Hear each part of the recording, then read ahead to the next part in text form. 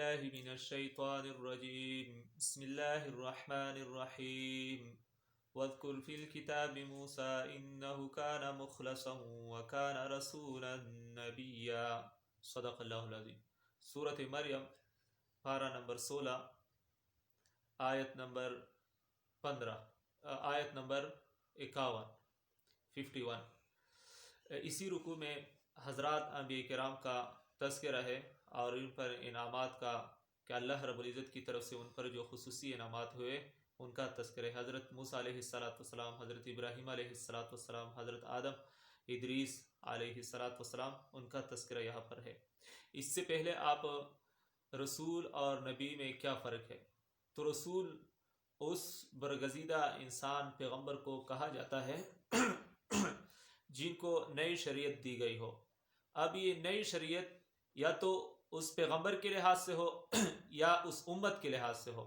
مثلا حضرت ابراہیم علیہ السلام کو ایک نئی شریعت دی گئی تو یہ بھی رسول ہے، اس کو جو ہے نا مختلف قسم کی صحیفے دی گئی۔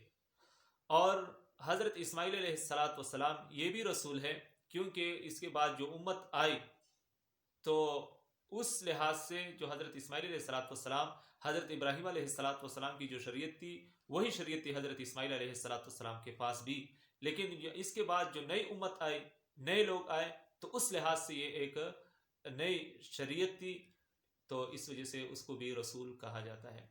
اور نبی اس کو کہا جاتا ہے جس کو کوئی نئی شریعت نہیں دی گئی ہو، نئی کتاب نہیں دی گئی ہو، بلکہ جو پرانی کتاب ہو اس سے پہلے پیغمبر کے پاس، یا کوئی پرانی شریعت ہو کسی اس سے پہلے پیغمبر کے پاس، وہی شریعت وہی کتاب اسی دوسرے پیغمبر کو مل جائے تو پھر اس کو کہا جاتا ہے نبی۔ اب آپ کے ذہن میں فرق سمجھ آئی ہو تو ہر رسول یہ نبی ہو سکتا ہے، ہر رسول یہ نبی بھی ہو سکتا ہے، لیکن ہر نبی رسول نہیں ہے، ہر نبی رسول نہیں ہے۔ پھر بھی اگر آپ کو سمجھ نہیں آئی تو آپ پوچھ سکتے ہیں۔ ترجمہ: وَاذْكُرْ فِي الْكِتَابِ مُوسَىٰ، اور مذکور ہے یا تذکرہ کر اسی کتاب میں موسیٰ علیہ السلام کا، اِنَّهُ كَانَ مُخْلَصًا، یقیناً وہ ہے مخلص، چنا ہوا ہے، اللہ تعالیٰ کا مخلص ہے، چنا گیا ہے اللہ تعالیٰ ہی کے لیے۔ وَكَانَ رَسُولًا نَبِيًّا، اور رسول ہے، نبی ہے۔ وَنَادَيْنَاهُ، اور ہم نے پکارا، مِن جانب الطور الایمن، کوہ طور کے دائیں طرف سے ہم نے پکارا، چونکہ یہ غالباً مصر اور مدین کے درمیان یہ پہاڑ واقع ہے۔ کوہ طور اب بھی یہ موجود ہے اور اس کی بہت ساری خصوصیات ہیں، صفات ہیں ان کے۔ تو جب حضرت، اور یہ جو یہاں پر ایمن ہے دائیں طرف، یہ حضرت موسیٰ علیہ السلام کا دائیں طرف تھا، اس پہاڑ کی طرف۔ پہاڑ کا دائیں طرف مراد یہاں پر نہیں ہے۔ تو یہاں پر معلوم ہوا اسی سے بھی کہ حضرت موسیٰ علیہ السلام مدین ہی سے چل پڑے، پھر راستے میں اس کے دائیں طرف جو تھا یہ بالکل اس کوہ طور کی طرف، تو یہی مراد ہے۔ وَنَادَيْنَاهُ، اور ہم نے پکارا، مِن جانب الطور الایمن، پہاڑ کے دائیں طرف سے، وَقَرَّبْنَا، اور ہم نے نزدیک کیا، نجین، راز کی باتوں کے لیے، نجین مانا راز کی بات، مناجات۔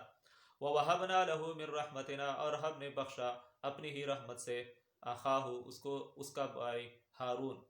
بیا ہارون علیہ السلام، موسیٰ علیہ السلام دعا کروا چیز زمادہ امداد دپارا یو بل کس ضرورت تے نا بیا حضرت ہارون علیہ السلام اللہ رب العزت آغا تور کو دخبد رحمتنا نبی آغا ہم نبیو۔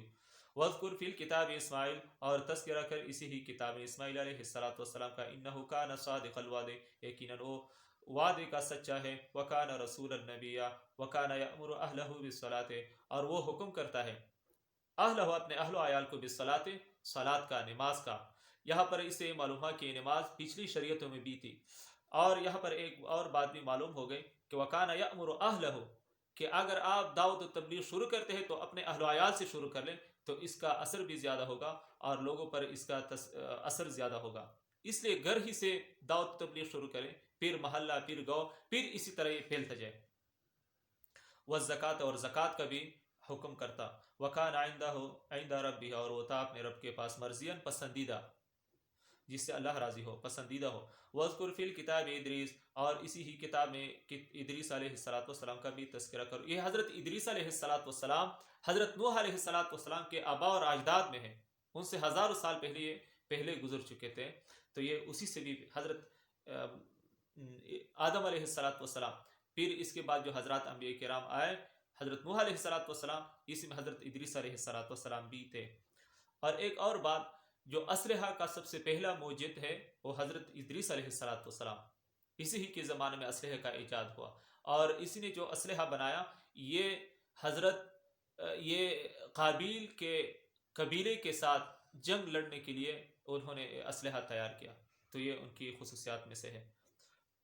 انہو کان صدیقا نبیّا، سچا نبی تھے، ورفعنا، اور ہم نے اٹھایا اس کو مکان عالیہ، ایک بلند مقام پر، یعنی اس کو ایک بلند مرتبہ عطا فرمایا۔ اولئک الذین، یہی لوگ سے مراد یہ ان کی جو پہلے ان کا تذکرہ ہوا، موسیٰ علیہ السلام، حضرت ہارون علیہ السلام، ادریس علیہ السلام وغیرہ، ابراہیم علیہ السلام، یہی لوگ کیا تھے؟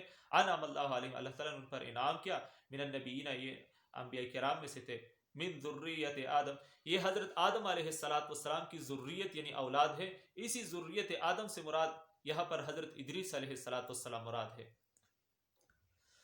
وَمِمَّنْ حَمَلْنَا مَعَ نُوحٍ، اور اس کے ساتھ ہم نے سوار کیا نوح علیہ السلام کے ساتھ، اور ان میں سے وہ حملنا ہم نے سوار کیا مع نوح علیہ السلام کے ساتھ، تو اس میں حضرت ابراہیم علیہ السلام وغیرہ ہے۔ وَمِن ذُرِّيَّةِ، نوح علیہ السلام کے اولاد اور ہے ابراہیم علیہ السلام وغیرہ۔ وَمِن ذُرِّيَّةِ ابراہیم، اور ابراہیم علیہ السلام کے اولاد، تو پھر ذریت ابراہیم سے مراد اسحاق ہے، یعقوب ہے، اسماعیل ہے وغیرہ۔ وَإِسرائیل، اور اسی کے ساتھ ہم نے انعام کیا اسرائیل پر، تو اسرائیل میں بہت سارے پیغمبر آئے، حضرت موسیٰ علیہ السلام، عیسیٰ علیہ السلام وغیرہ وغیرہ۔